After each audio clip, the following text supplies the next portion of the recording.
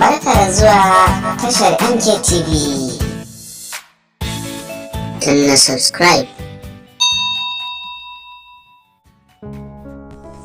Wannan matar da kuke gani sunanta Abigail, shekarunta 28 a duniya, ta fada komar 'yan sanda ne a sabon garin Tema da ke ƙasar Ghana, sakamakon zarginta da ake yi da kashe yaranta guda biyu ta hanyar basu guba.